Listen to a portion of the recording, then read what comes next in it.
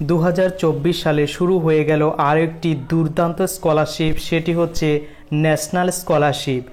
এই স্কলারশিপে কারা কারা আবেদন করতে পারবে, কিভাবে আবেদন করবে, কি কি এলিজিবিলিটি ক্রাইটেরিয়া লাগবে, প্রত্যেকটি বিষয় তোমাদের সঙ্গে ইন ডিটেলসে শেয়ার করব।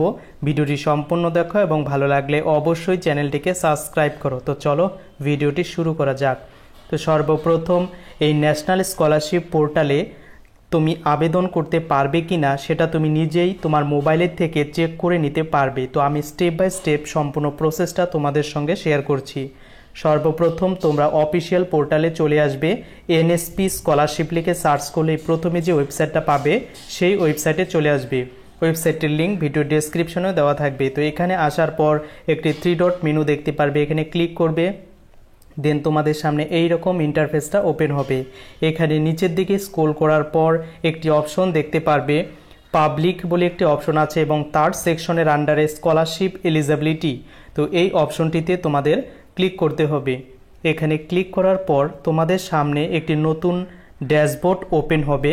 এখানে তুমি এই স্কলারশিপে আবেদন করতে পারবে কি না সেটা তোমাদের সামনে সর্বপ্রথম তুলে ধরবে এবং এই স্কলারশিপে অল ইন্ডিয়ার যে কোনো ক্যান্ডিডেট এখানে আবেদন করতে পারবে। তুমি যেই ক্লাসেই পড়ো না কেন তবুও তুমি আবেদন করতে পারবে।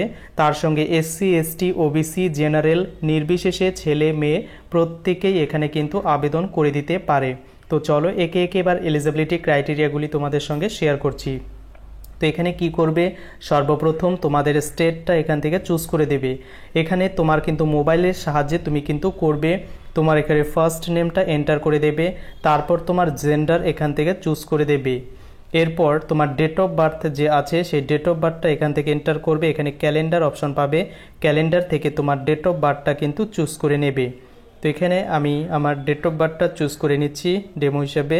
তো এরপর ডেট অফ বার্থ চুজ করার পর মেরিটোরিয়াল স্ট্যাটাস তোমাকে চুজ করতে হবে, তুমি ম্যারিড নাকি আনম্যারিড। তো এখানে আনম্যারিড চুজ করছি। এরপর এখানে একটি ইম্পর্টেন্ট কোশ্চেন, তোমাদের ফ্যামিলি ইনকাম কত বছরে অর্থাৎ অ্যানুয়ালি কত সেটা এখানে কিন্তু টাইপ করে দিতে হবে। এটা টাইপ করে দেওয়ার পর নিচে তোমার দেখতে পারবে প্যারেন্ট প্রফেশন অর্থাৎ তোমার গার্জিয়ানের পেশা কি সেটা এখানে কিন্তু অপশন আছে, এখান থেকে তোমাকে চুজ করে দিতে হবে। তো এখানে আসার পর রিলিজিয়ন বলে আরেকটি অপশন পাবে, এরপর তোমাদের রিলিজিয়ন চুজ করে দিতে হবে। এরপর এখানে তোমার কমিউনিটি চুজ করতে হবে এবং কমিউনিটি চুজ করে দেবে যে এসসি, এসটি নাকি জেনারেল। তো এখান থেকে চুজ করে দেওয়ার পর ডিসেবল আছো কিনা অর্থাৎ তুমি শারীরিক প্রতিবন্ধকতা আছে কিনা, যদি ইয়েস থাকে ইয়েস, তো নো হলে নো। এরপর নম্বর অফ অ্যালাইভ, তোমার প্যারেন্ট কি দুজনেই বেঁচে আছে নাকি দুজনেই মারা গেছে নাকি, এখান থেকে তোমার যেটি অ্যাপ্লিকেবল সেটা কিন্তু চুজ করে দেবে। যদি নট অ্যালাইভ থাকে তাহলে কিন্তু চুজ করে দেবে। যেহেতু আমার অ্যালাইভ আছে তাই আমি এখানে কি করব, নট অ্যাপ্লিকেবল অপশনটা চুজ করব। এখানে স্কলারশিপ ক্যাটাগরি অপশন পাবে, এখানে ক্লিক করার পর দুটি অপশন এখানে পাবে মেনলি। তো এখানে আমরা কি করব, সিম্পলি এখানে পোস্ট ম্যাট্রিক বা টপ ক্লাস এমএসসি এই অপশনটা তোমাদের চুজ করতে হবে। এরপর অ্যাপ্লিকেশন টাইপ, এখানে স্কলারশিপ চুজ করবে। এরপর ইনস্টিটিউশন নেম, তো তোমার ইনস্টিটিউশনের নেমটা তুমি কি করে পাবে, তো গেট ইনস্টিটিউশন অপশনটিতে ক্লিক করবে। ক্লিক করার পর এরপর তোমার এখানে তোমার স্টেটটা চুজ করতে হবে, কোন স্টেটের আন্ডারে তুমি স্কুল বা ইনস্টিটিউশনে পড়াশোনা করছো। তারপর তোমার ডিস্ট্রিক্টটা চুজ করে দেবে। এরপর তোমার ইনস্টিটিউশনের নাম এখানে কিন্তু শো করবে, তার আগে তুমি সার্চ করে দিতে পারো।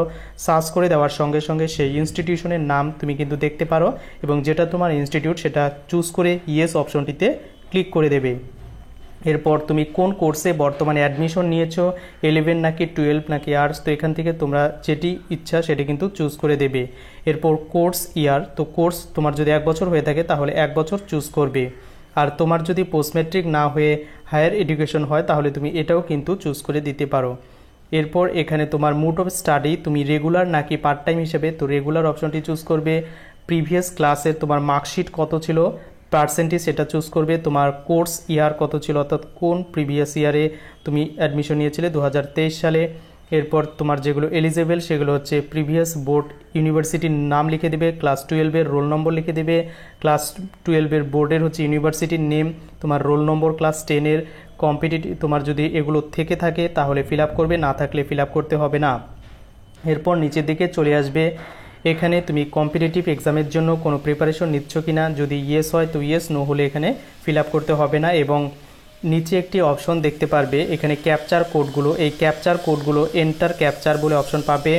এখানে তোমাকে ফিল করে চেক এলিজিবিলিটি একটি অপশন পাবে। এই চেক এলিজিবিলিটি অপশনে ক্লিক করলেই 2024 সালে তুমি কোন কোন স্কলারশিপে আবেদন করতে পারবে ন্যাশনাল স্কলারশিপ পোর্টাল থেকে, সেটা তোমার সামনে কিন্তু ওপেন হয়ে যাবে। এই ন্যাশনাল স্কলারশিপ পোর্টাল থেকে প্রত্যেক বছর যারা আবেদন করে 100% শিওর টাকা পায়, যেহেতু এটি একটি সেন্ট্রাল গভর্নমেন্টের স্কলারশিপ এবং এই স্কলারশিপে মিনিমাম তুমি আবেদন করলে 10,000 টাকা কিন্তু পেয়ে যাবে। ক্লাস 11 থেকে 12 তুমি কিন্তু 10,000 টাকা, যারা কলেজে পড়াশোনা করবে তারা 10 থেকে 20,000 টাকা পেয়ে যাবে এবং যারা MA MSc MCom করবে তারা কিন্তু 20 থেকে 30,000 টাকা, অর্থাৎ হিউজ পরিমাণ টাকা কিন্তু পেয়ে যাবে। এই স্কলারশিপের আবেদন প্রসেস অলরেডি শুরু হয়ে গেছে এবং তোমার এলিজিবিলিটি চেক করার পর তুমি কিভাবে আবেদন করবে, এখানে স্টুডেন্ট কর্নার বলে একটি অপশন আছে, এখানে চলে যাবে। এরপর তোমাকে এখানে লগ ইন করতে হবে এবং লগ ইন করার পর তোমাকে কিন্তু রেজিস্ট্রেশন প্রসেস কমপ্লিট করে তোমাকে ফাইনাল অ্যাপ্লিকেশনটি সাবমিট করতে হবে। তো তোমরা যদি ভিডিও চাও কিভাবে তোমরা ফাইনাল সাবমিট বা অ্যাপ্লিকেশন করবে তার ভিডিও লাগবে, কমেন্ট করে জানাও। যদি কমেন্ট পড়ে তো অবশ্যই তোমাদের জন্য ডেডিকেটেড ভিডিও আনবো।